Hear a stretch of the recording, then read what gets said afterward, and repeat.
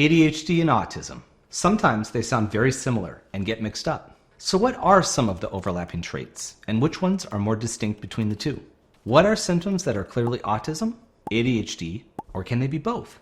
Welcome to the game, What the Hell is Going On with My Brain? Where the answer is either ASD, ADHD, or both. I'm your host, Chris, and let's look at today's topics. Social differences, communication style, behavioral characteristics, and executive functioning. The rules are simple. I'll start each question by listing a trait or scenario. Your job is to guess ASD, ADHD, or both. How much do you know about autism and ADHD traits? We're about to find out. So is it autism, ADHD, or both? Let's start with the first trait.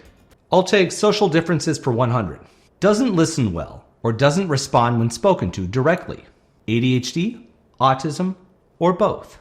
The answer is both. While this can look similar to the person talking, the reasons can differ. And remember that for little kids especially, this could also be taken as a sign of hearing challenges. But assuming that someone has typical hearing abilities and still doesn't show any response to their name being called, it could be that they have ADHD or autism or both. For a person with ADHD, they might not have heard because of inattentiveness. Basically, their brain was elsewhere. So that could be why they didn't respond, because they really didn't hear anything that was said. They weren't paying attention, which is connected to their ADHD. For an autistic person, they might not respond due to not being sure how to respond. They might have heard, but didn't make eye contact, which is often the social norm for a response. So the other person might interpret that as not responding or not listening. Maybe they were zoning out and in their own world and really didn't hear. An autistic person also might need longer to process what was said and may be quiet while they are thinking of their response. All this could make it look like they aren't listening because they don't respond as quickly as people think is normal. So for both autism and ADHD, it's pretty common not to respond when spoken to directly.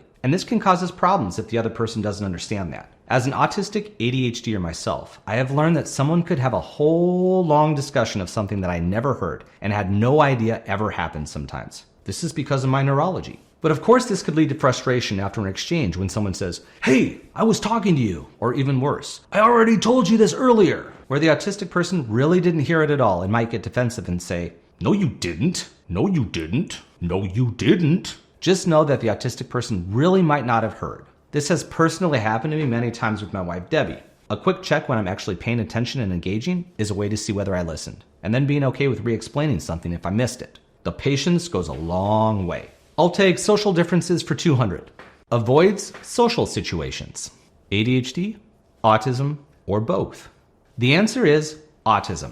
Yes, some people with ADHD might also avoid social situations, but it seems much more common for autistics. Why do autistics avoid social situations? It's not only the social element and the challenges that come with socializing, but often the location of the social situations. A lot of socializing in today's world happens in places that are very overstimulating and bother autistic brains. Some examples are restaurants or cafes, which come with sensory challenges, but also many other common anxieties related to food. Cafes or bars, which are often noisy and have a bunch of conversations also happening in the background, making it hard for an autistic brain to focus. Group settings, where there are multiple people to socialize with and more social rules to follow. Socializing in a group might require an autistic person to mask their autistic tendencies in order to fit into the group, which requires a lot of thought and energy, all while they are supposed to be socializing. Basically, autistics often avoid social situations because it's exhausting for us. So they might say no to more events, especially group outings, or they might need a lot of recovery time after a social event, even if it was fun.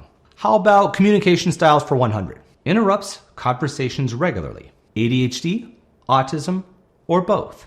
This one is more commonly associated with ADHD. People with ADHD tend to interrupt because of impulsivity. They have something to say, and it might not even appear to directly connect to the current topic of conversation, but they might need to get it out anyway. A lot of kids with ADHD struggle to wait their turn because they don't want to forget what they want to say. So even though they might get reprimanded for blurting something out of turn or interrupting, they still might do it anyway, especially if they don't get help in learning alternative ways to remember their thoughts and reduce interruptions. So if you know someone who interrupts frequently, even after other people ask them to stop, it could be related to the impulsivity of ADHD. I'll take communication styles for 200. Talks at length about a specific interest or infodumps. ADHD, autism, or both? This one is common for both autism and ADHD.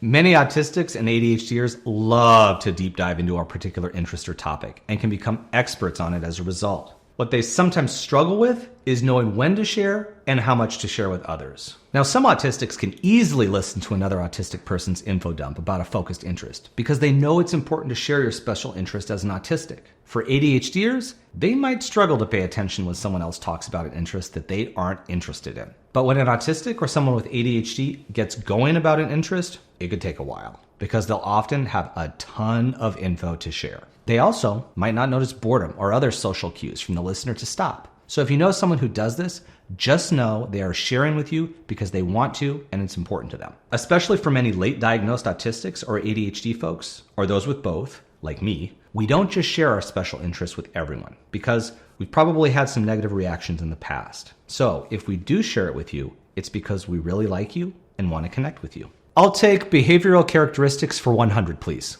Sensitivity to sensory stimuli. ADHD, autism, or both. While individuals with ADHD might have some slight sensitivity to sensory stimuli, the answer here is autism. So this is very commonly associated with autism now. But did you know that this just got added as diagnostic criteria for autism in 2013? Now it's estimated that 90% of autistic people have atypical sensory experiences, either hyper or hyposensitive to sensory stimuli. Lights, smells, sounds, taste, and textures are all areas where sensory stimuli can impact a lot in the life of an autistic person. I talk about this throughout my videos, so you can check out some of those, but just know that for autistics, this isn't simply, ooh, I don't like that smell, or ew, I don't like the texture of that particular food, or that wool sweater, it's a little bit itchy. This sensitivity is often enough to alter our mood and our interactions and behaviors. The temperature of a room could make us feel sick, or a tag on clothes could make it impossible for us to focus on anything else until that trigger is removed, because it's an ongoing in our brains. For some of us, certain sensory stimuli causes physical pain and discomfort.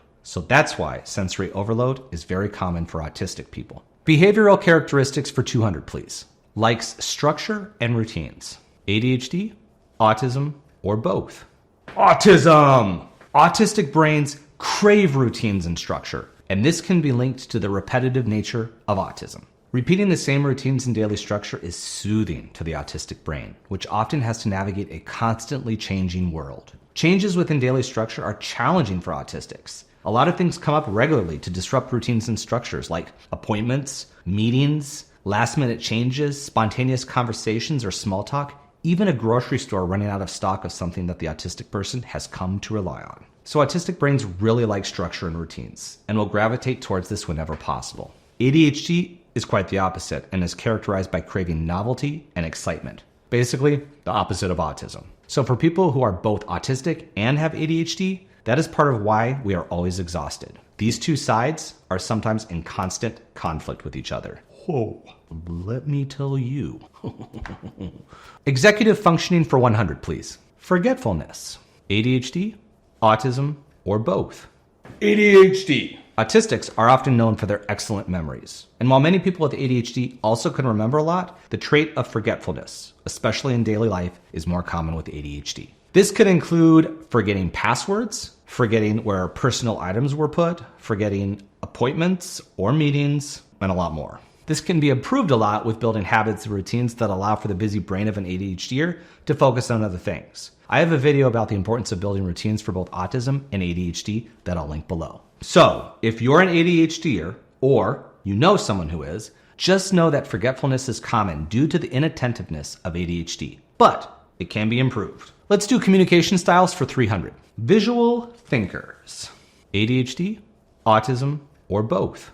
Both can be visual thinkers, meaning that they often understand best by visualizing pictures rather than just hearing something or seeing something in words. Autistics are more commonly encouraged to use visuals to remember things, but there are benefits for people with ADHD as well. However, especially for autistic kids and adults, it seems that visuals and visual reminders are really important for clarity and making sure that the communication is clear. I have worked with autistic kids who need an agenda written on the board every day so that they can clearly see what will be done. And having visuals associated with each portion of the day was even better for them. This actually benefited all the kids, but especially the autistic kids, so they could visualize their day. I'll take social differences for 300. Spontaneous. ADHD, autism, or both? Definitely ADHD. Impulsivity is one of the defining characteristics of ADHD. An autistic person might avoid doing something spontaneous due to it throwing off their routines. But an ADHDer, no way. They crave the excitement. This could often look like doing something without much planning, which is something many autistics will avoid. But it is something that autistic people who also have ADHD might do. That could lead to some mixed results and a lot of exhaustion later. But being spontaneous is very commonly associated with ADHD. Let's do behavioral characteristics for 300. Very specific eating habits. ADHD, autism, or both. So honestly, this could be true for anyone, including neurotypical people. But having extremely specific eating habits is often linked to autism. What do I mean by extremely specific eating habits?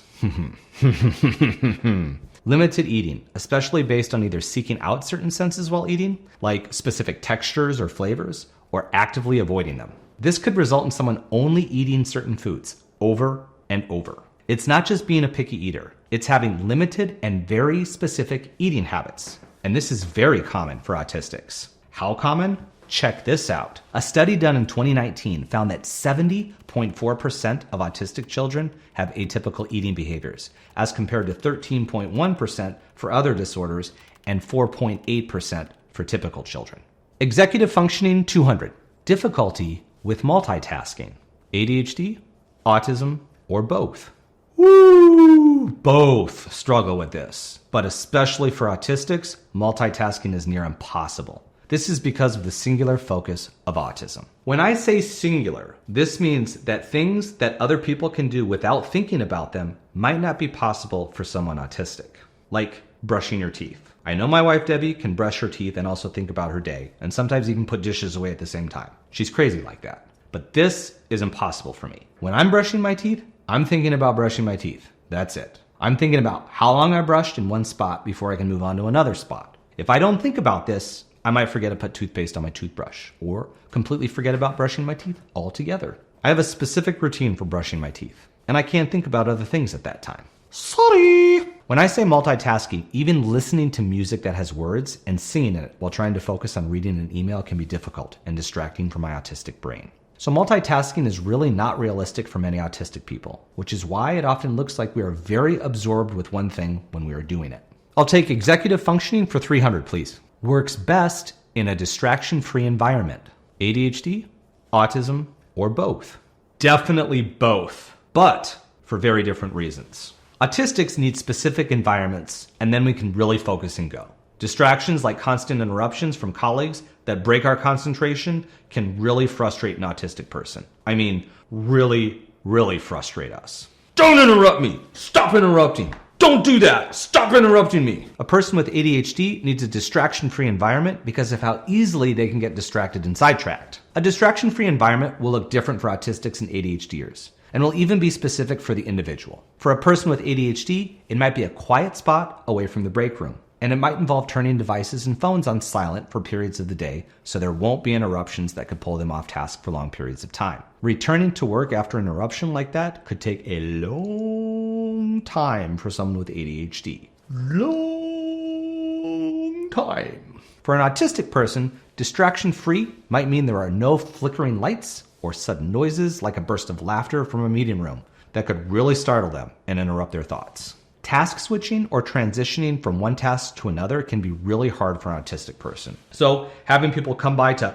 ask a quick question is not as simple for an autistic person as it could be for a non-autistic person. Breaking the initial train of thought, pausing, and then returning to the original work could take a really, really long time. Trust me. Now, the definition of a distraction-free environment for autistics will be very different from non-autistics. And this doesn't even take into account yet the sensory stimuli of the workplace. Clutter could be a huge distraction for someone autistic, whereas someone with ADHD will often have some clutter due to challenges with organization, routines like putting things away in the same place, and the general impulsivity of ADHD. So a distraction-free zone is something that can benefit all autistic people and people with ADHD. But looking at how workplaces are set up will be different. And now for our bonus round. One last trait to consider. Busy brains. ADHD, autism, or both? Absolutely both. If you have ADHD, autism, or both, you know how exhausting your brain is. You also know that it's virtually impossible to shut it off sometimes, which is why we're always exhausted. Why are our brains so busy? Honestly, scientists are still figuring out all that is involved in the neurology of both ADHD and autism. But a study done in 2013 found that the brains of autistic children generate more information at rest, 42% more on average than non-autistic children. That's pretty amazing. But it was also offered as an explanation for why some autistic people will socialize less and seem to be absorbed in their own thoughts and brains. Basically, there is so much happening in the brain that doing more with things outside their brains might feel overwhelming. And as someone who has an active autistic ADHD brain, sometimes my inner world is more fun. So there you have it, a whole bunch of traits and behaviors of ADHD, autism, or both. How did you do with this? What are some traits you'd add here that are commonly associated with ADHD, autism, or both? Let me know in the comments, and thanks for watching. I'll take executive functioning for 300. The daily double! I need some water.